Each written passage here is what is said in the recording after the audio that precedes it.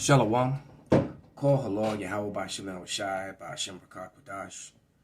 Double honors unto the apostles, double honors unto the elder bishops.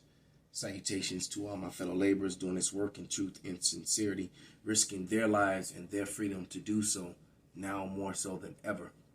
To the scattered elect that are scattered around the four corners of the earth, that be like unto the speckled bird, the Israelite foreigners among the heathen that look like the heathens. And to the Aquath that are listening and learning to you, I say Shalom. This is your brother MALCHAAMAH from the branch of the Great Millstone here in Chicago, coming at you with another lesson in truth. And this video is going viral. It was on clips of it were on TikTok yesterday. I actually used it in a lesson, and then we turned around and also used it in the live show.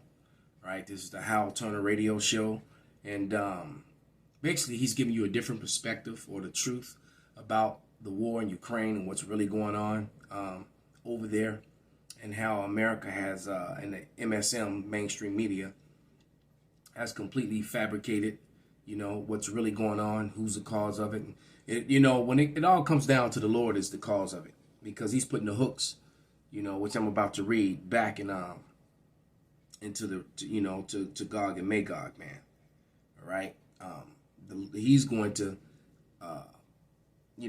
eventually gather all these nations into the valley of Jehoshaphat. All right, there's world wars on the verge of breaking out all over the world.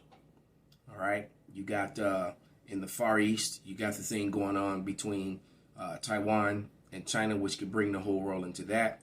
You've got Russian troops down in South America. Who knows what they have over in Cuba, and then of course America and NATO has been surrounding Russia for years now, which is really the real cause of this whole situation. How long are you gonna allow people to encircle your house with loaded firearms? Every time you look on your cameras or look outside, they're in the front, the back, and the sides, and and then before you retaliate or do something, that's basically America is provoking, but it's the Lord that's behind it all. So I'm going to open with this scripture. Let me read Ezekiel 38. And it reads, starting verse 1, and it says, "And the word of Yahweh came unto me, saying, Son of man, set thy face against Gog and the land of Magog, and the chief prince of Meshach and Tubal, and prophesy against him." All right, because see, the Lord is not with them either. This is all a part of that house divided, Satan being divided against himself, and Esau, Edom is Satan. They are the adversary. That's what Satan means. All right, it's not talking about the left hand side spirit or the angel Satan. It's talking about the adversary, which is a man. All right, that human adversary, which is Esau, Edom, the counterparts of Satan here on earth. All right, the Luciferians, the enlightened ones. So they think. All right, and it says, "Son of man, set thy face against Gog in the land of Magog, and the chief prince of Meshach, Tubal, and prophesy against him, and say, Thus saith the Lord power, Behold, I am against thee, O Gog, the chief prince of Meshach and Tubal." All right, and so what you got to understand, too, is that Meshach and Tubal isn't in that land, in that Far East region in Eurasia anymore. They will move, the melanated people who were Japhet, all right, have been far removed from their land. All right, just as the Lord still refers to Israel, the land of Israel is the Holy Land, or is Israel. But it's very well known that Basra, the house of Basra, the Edomites, are the ones who occupy that land. So the Lord doesn't acknowledge who's there now. He's calling it by the lands that he named it in the beginning. All right, and that portion where those Edomites in Russia are, that was Japhet's land. All right, just to make that clear. Okay, and it says, verse 4 again, "And I will turn thee back and put hooks into the jaws, and will bring thee forth, and all thine army, horses and horsemen, and all of them clothed with all sorts of armor, every great company with bucklers and shields, and all of them handling swords." And as you can see how the Russians and all the allies have been maneuvering armaments, all over Russia, into the borders, into where the hot spots are in Ukraine. Ukraine was always a part of Russia in the past. Okay, same way that Taiwan, has always been a part of China and you know, and then these people in the West try to, you know, control other people's stuff. You know, they never keep it at home. All right. Matter of fact, let me go get that real quick. That's in Habakkuk. And then I'll go back to this. And then I'm going to literally let this video play. All right. But this is Habakkuk 2. Yeah, Habakkuk 2 and 5. And it says, yeah, also because he transgressed by wine his policies. All right. He is a proud man, neither keepeth at home, who enlarges his desire as hell and is as death. He brings hell and death, hellish conditions and death everywhere he goes, this so-called white man. All right. And it says, and cannot be satisfied, but gathereth unto him all nations and heapeth unto him all people. He always wants to control all the nations and all the people, and mainly their resources. Okay. So back to Ezekiel 38. I think we were at verse 5. Yeah. And it says, purge to Ethiopia, Libya with them, and all them with shield and helmet. So all these nations are joining on, and many NATO nations and allies are going to join on too. They're all going to come against the West. It's literally going to end up being America and the fake Jews that are in Israel against the whole world, and they're going to get annihilated for what is written. It says, because basically the world is starting to see Esau, Edom, America, the West, as the problem, you know, the so-called white man here in America, but literally worldwide, because wherever they go, they do what they do. And it says, and Gomer and all his bands in the house of Togarmah in the north quarters and all his bands, and many people with thee. Be thou prepared, prepare thyself, for thou and all thy company that are assembled unto thee, be thou a guard unto them. So they're going to be a guard unto all these nations joining. They're going to guard and fight with Russia. All right, that's what's going to happen. Okay, so let's and this was prophesied. These scriptures were written thousands of years ago, and these prophecies are coming to pass right now. We're living in the last moments of the last days. Okay, so let's let this play. I'm not making a dime off of this because it's demonetized, because I can't get it monetized for reasons that aren't really important. Basically, the SBU, when they took over my accounts, they took over like my Google AdSense accounts. And because of my current circumstances, I can't create a new one, you know, all kinds of hassle. And so basically, you know, this channel that you're watching, I'm doing it for free. And so anyway, I just want to say that up front, because I want you to pass around this video to as many people as possible. If you're an American, okay, this is for the American audience, and to a lesser extent, the European audience, but the American audience exclusively, as a priority, by the way. You see, I want you to show this to every single American that you possibly can so that they can understand what is about to happen to them, okay? And what is about to happen to them is an escalation of this war here in Eastern Europe. Now, the mainstream media, for you guys in America, you watch the mainstream media and it seems that, you know, the Ukrainians are winning against the Russians. Yeah, it's only a matter of time, right? Although lately, if you're paying closer attention, you seem to see like, wait, things aren't going so rosy for the Ukrainians, right? But anyway, I mean, the mainstream media is saying that they're basically winning, and that's a complete lie. That is an utter and complete lie. Every day, the Russians are chewing up more of the Ukrainian armed forces. They are killing off or wounding over 1,000 men a day. A day. And this is from Ukrainian sources, okay?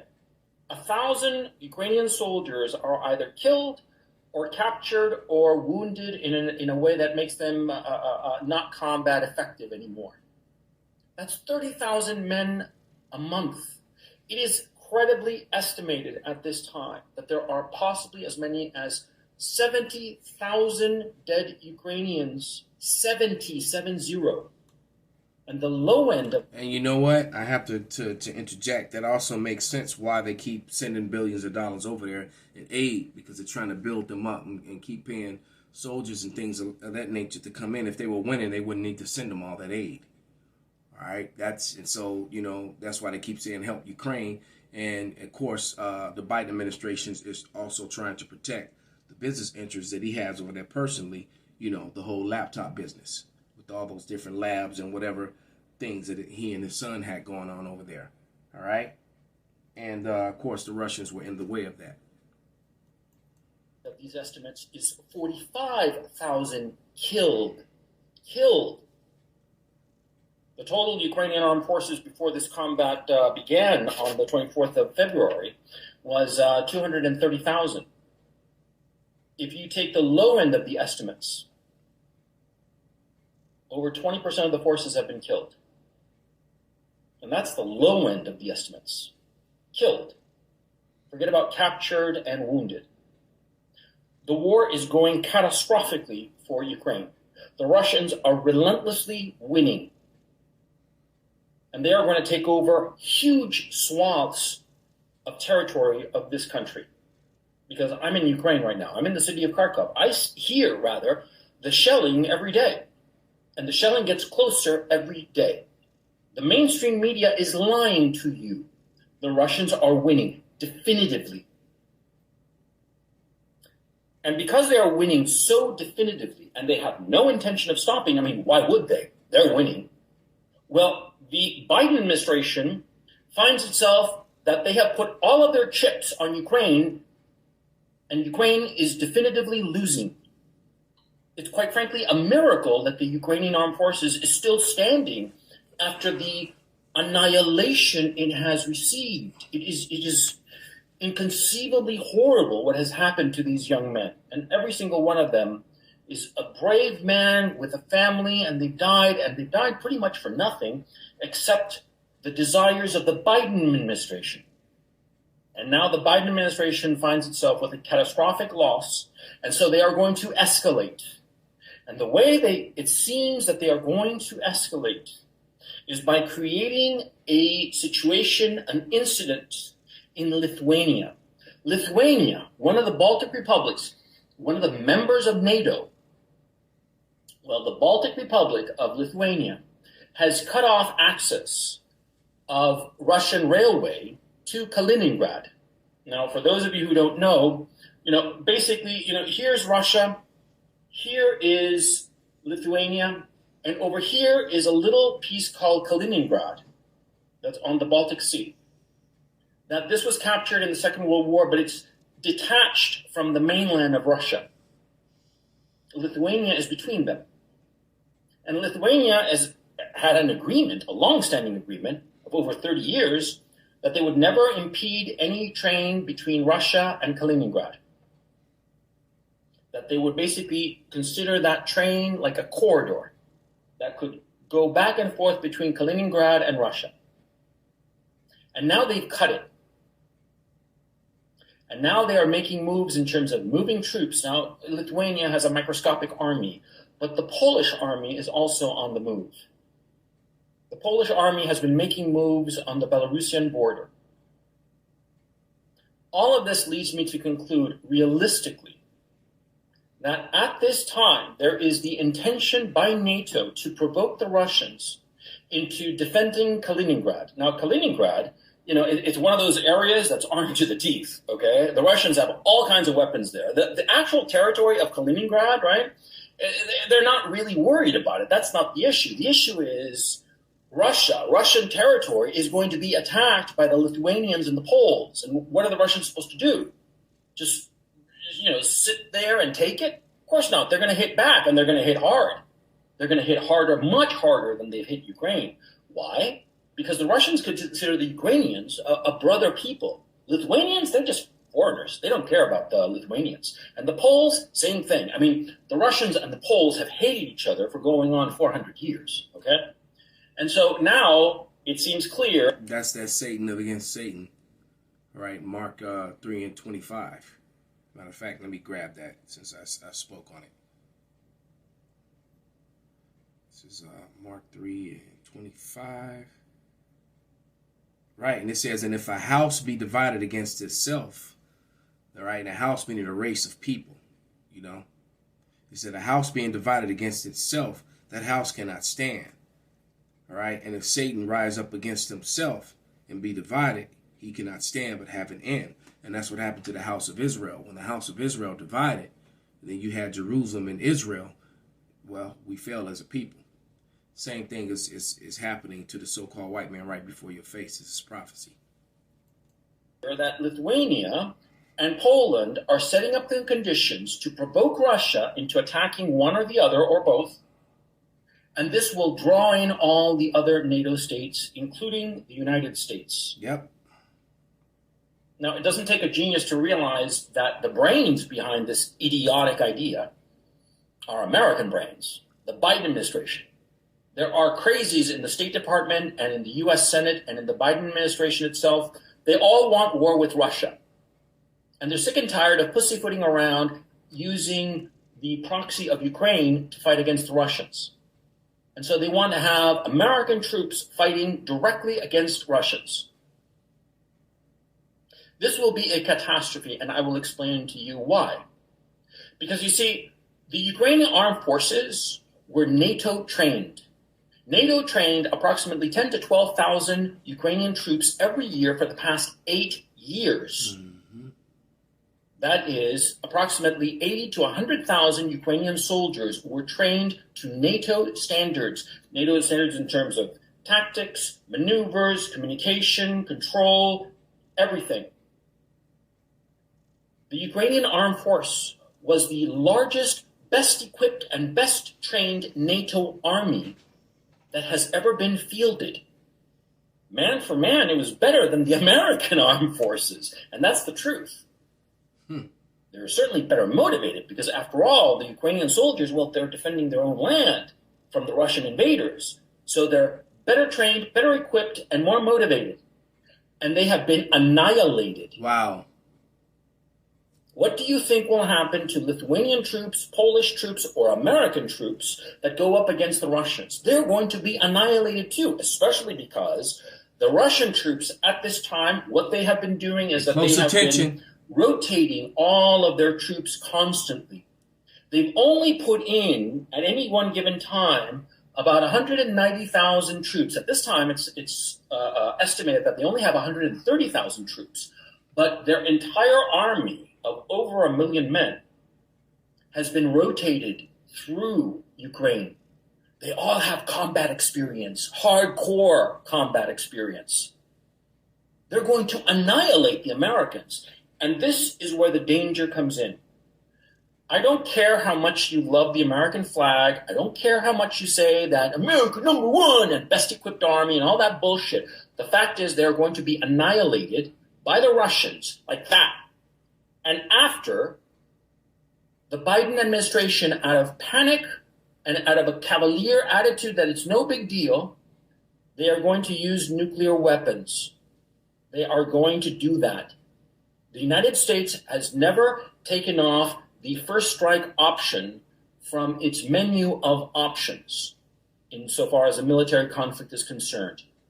The Russians have. The Russians have stated definitively that they will never use nuclear weapons on a first strike basis. Never. Only in response to a nuclear attack. But the Americans have never made that promise. And the Biden administration, it doesn't know how to take a step back. It doesn't know how to wind it down. It only knows how to double down. And the Biden administration is clearly creating a provocation in Eastern Europe with Lithuania and Poland against the Russians, goading the Russians exactly as they goaded the Russians with Ukraine. Because remember, the reason this war started, and this is something that the U.S. mainstream... Okay, let me interject here and bring out a scripture. This is Obadiah 1:5, and this is why the Americans are so headstrong, because their pride have deceived them. But this is Obadiah 1:3, and it says, "The pride of thy heart have deceived thee, thou that dwellest in the clefts of the rocks, whose habitation is high, and saith in his heart, who shall bring me down to the ground?" See, they didn't think that they could be defeated. And them left-hand side demons that they pray to, you know, when they are doing all their adrenochrome rituals and stuff, has been lying to them the same way that the evil spirit did in the book of Kings. When it lied to King Ahab and told him he was going to have victory. The same thing is happening to these devils, and they're going to find out the hard way that they've been played. mainstream media will not tell you. The reason this started was because the Ukrainians had gathered their army, over 100,000 combat troops, in the Donbass, and they were getting ready to invade the Donbass and potentially invade Russia. That's why this war kicked off on the 24th of February, because the Ukrainian armed forces were going to invade the Donbass and Russia in mid-March. And this war was started mainly to hide the fact that that the dollar was crashing, that America was falling. Same thing with the demic. All right, it was the same thing. All of it was a ploy to distract from. You got to remember, the dollar was already collapsing. We were already in the middle of all sorts of bubbles bursting, credit bubbles, housing bubbles, student loan bubbles, and every damn bubble. And you also had we were also in the middle of a retail apocalypse. Don't forget that we were in the middle of a retail apocalypse where thousands upon thousands, tens of thousands of stores were shutting down all across America, and America was going down. They needed something to distract and something to blame it on. So along came the demic, and after that, you know, when that got exposed and didn't do what it was intended to do, it just made things matters worse. They kicked off this war. And that's the truth. That's a truth that is being hidden from you by the mainstream media in the United States, but that everybody outside of the United States and the Western European news bubble knows. And see, now you can see why the rest of the world knows the reasoning that this wasn't started by Russia. The rest of the world knows, including America's allies, which eventually are going to turn on them. All right, this is Jeremiah 50, and I'm gonna start at verse 1, and it says, and the word of Yahweh spake against Babylon and against the land of the Chaldeans by Jeremiah the prophet. Declare ye among the nations, and publish and set up a standard, publish and conceal not. Say, Babylon is taken. Bel is confused. See, they confused, man. All right. Merodach is broken in pieces. Her idols are confounded. Her images are broken to pieces. So, like I said, all those left-hand side spirits are not answering them the way that they were. And they, matter of fact, they sent the message through that CERN, and basically the message came back from CERN letting them know that it was pretty much a wrap on them, that their time is up. Okay, it's the end of their time. It's the end of the age. All right, the age of Esau, Edom, the age of the so-called white man is done. All right. I just watched a video where Jake was walking down the street in Thailand, and all you heard was the Thai women screaming BBC, and that's pretty much what the world want. The women of the world in the other places want. All right. You know, only people that don't want to really get down with the so-called black man is black women here in America, not the ones elsewhere, but you know, a big, huge portion of them here in America. Except for those wise, you know, those few women who are intelligent enough to know and have the spirit in them to know that their salvation is going to be connected to the men of the Lord. All right. But the rest of these women, they're gone, man. All right. They're gone. But it says, let me read verse 3, Jeremiah 50:3. For out of the north there cometh a nation against her, which shall make her desolate, and none shall dwell therein. And they shall remove, and they shall depart, both man and beast. And in those days and in that time, saith Yahweh, the children of Israel shall come, and the children of Judah together, going and weeping, and they shall go and seek Yahweh their power. And that's happened. We're in the end of the days, and the northern and the southern kingdom has come back together.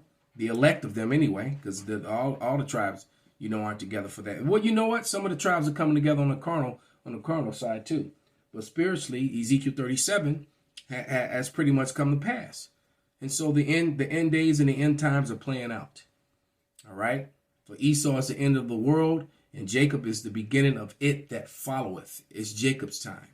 Call halal Yahweh Ba'ashem Nabashai Ba'ashem B'Kak B'Dash Wa Abba B'Bal Kwam Yasharala Shalom.